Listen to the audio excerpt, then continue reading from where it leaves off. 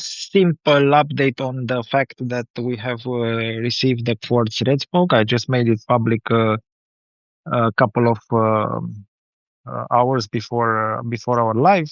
It is exactly as we expected. It's very shallow. The quartz basically has listened more to Thais as usual. I can understand uh, why the court says that there is no clarity in the claim because Thais made it so it looks unclear. We have a very simple fast forward, path forward for the appeal. We will submit the appeal in the next days. So we are very confident. We have more than 80% chance of getting the favorable decision during the appeal. Uh, it's good again, like I said yesterday, that we know everything that is to know about the strategy of Thais.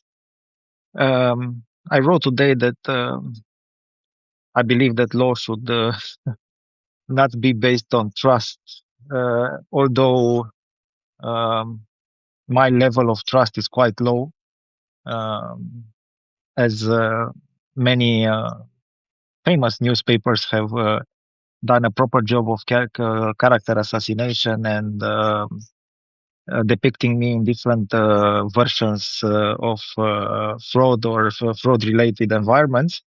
Of course, this is not true. What is very important for everybody to understand is the fact that now the appeal to the High Court is very technical. It's based on written documents. We have all the supporting documents that are necessary. Most of the documents were not evaluated by the uh, maritime court. These procedures usually in the maritime court are very shallow. They are very surface level. It is, we have learned the way of the uh, uh, I called it the McDonald's of bankruptcies. This is we're already used to that. We know that we have an advantage in the appeal because we can form an opinion on documents. It's much more technical there. Now we have an appeal pending. Hopefully, this will be solved within the next week or so. On the naming of Thais as liquidator, today again we got confirmation that the FSA is actively monitoring the situation at Shape Robotics and it's uh, just 1 second, Mihai. Poți să chemi un taxi, să vi rogi pe ăștia să chemi un taxi? Să iau bagajele? Da, și să iei un taxi. Sorry, I was just asking my colleague Mihai, who was with me, to get a cab to go to the airport. So it's quite weird because my phone is putting me in a mirror mode. I don't know. Hopefully you can see me well. What I was saying is that the advantage of the appeal is usually that we can provide the necessary documents, so everything should be much more easy when taking a decision regarding the clarity of the claim. These are concepts that are quite unique for the Danish bankruptcy law. Clarity of a claim is, as you might understand, based on trust, maybe. I don't know. I was asking the rhetorical question that maybe I have to gain the trust of the court. I didn't mean that the trust of the lower court, maybe the trust of the high court, because that's the one that ultimately decides on these matters. We are very positive. Like I said, there is no reason for us to panic at all. The fight is for the shareholders. We are focusing on the shareholders' value because our solution is the only one that gives value for the shareholders.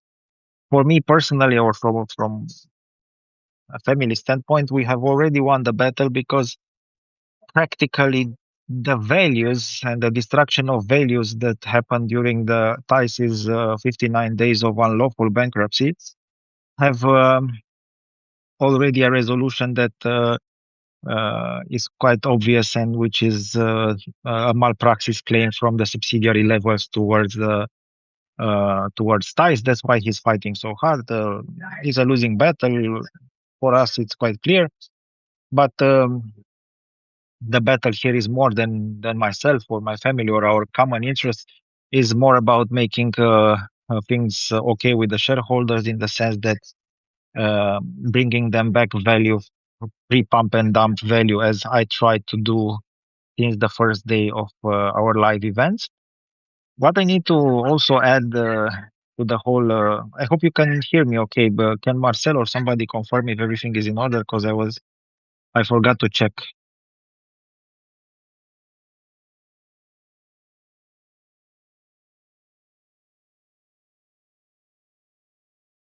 Can somebody verify?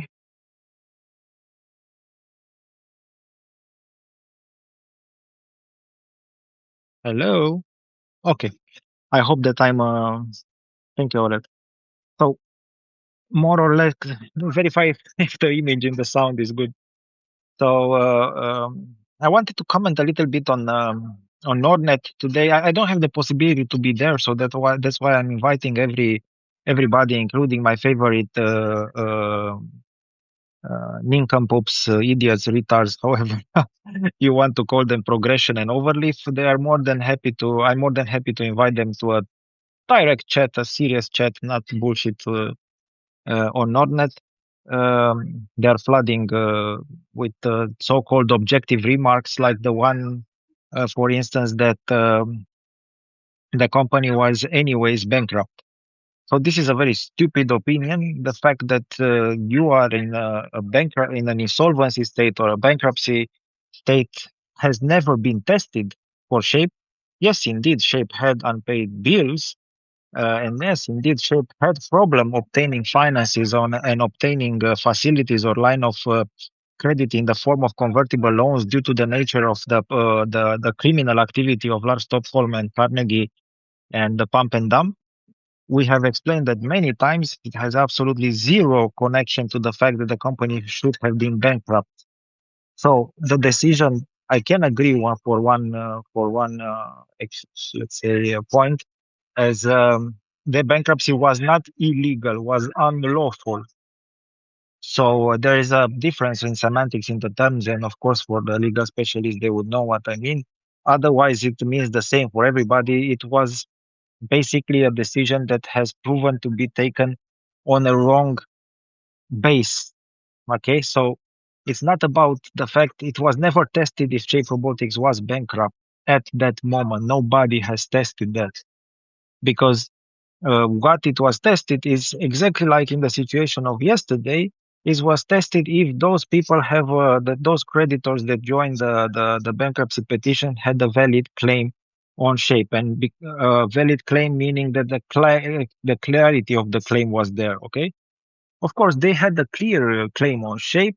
Doesn't mean that the Shape had to pay that, or doesn't mean that Shape should be put into bankruptcy. And I'm giving you an example from yesterday. Even if it was a clear bankruptcy, sorry, it was a clear a claim on Shape Robotics, or unclear claim on Shape Robotics, should have been tested in court even at that time. And like yesterday, for instance, you got an example of Shape refusing to pay a claim in court. And why why shouldn't we consider the same scenario would have applied on the 6th of January if we were present there? So if we were present there, then we had the opportunity to reject those claims, or to say that they are not liquid enough, and or we have money to pay them and we don't want to pay. There are many options that were never tested, and it is quite clear that it will never be tested if Shape was bankrupt on the 6th of January. So whoever speculates that paying your bills is the relevant aspect here, and it is legal in the court of public opinion, this is pure speculations that specialists or people who have read more than one book in their life should be able to understand quite directly. So Shape Robotics was never lawfully bankrupted. So what you see here is a different story in the last days. It's a battle. It's a very technical battle on who is right to say and what to say, but it said basically that the company was destroyed during the initial bankruptcy proceedings. So what we're trying to do is resuscitate a dead zombie, and we will be able to do that only with the reconstruction, in the sense that that's the only option to provide value to the shareholders, and is the only option voted by the shareholders. And I remind everybody in a simple fact, TICE has canceled during a bankruptcy that was appealed the EGM.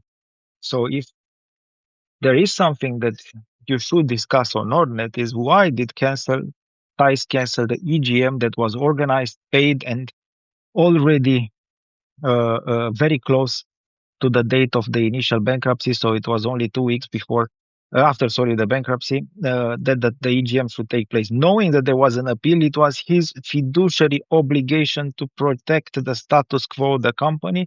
And of course, as a normal, sane person, he should have kept the EGM, because I remind everybody, if the EGM took place second day after the second day after the annulment of the bankruptcy, we would be in the situation to register a proper management, register an auditor, register everything that was proposed in the EGN, and of course, get the financing facility from Iris.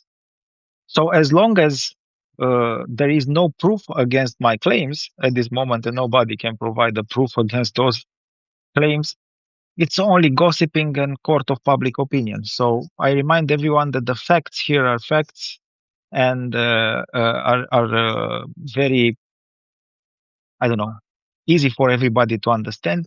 There was an unlawful bankruptcy, not illegal. I repeat, it was unlawful. That's the correct term. It was annulled, but nobody can fix those 59 days by just snapping their fingers and considering that we are a simple, I don't know, bakery that just continues to sell bread. No, this is a publicly listed company who has complicated structure, multinational subsidiary level implications. It was purely destroyed by a mistake of a court that considers that selling burgers is the same thing as building international business on publicly listed companies. So think whatever you want, but this is the reality. It's simple as that. This was an unlawful bankruptcy. I have to disconnect now because I think the taxi is uh, waiting for us.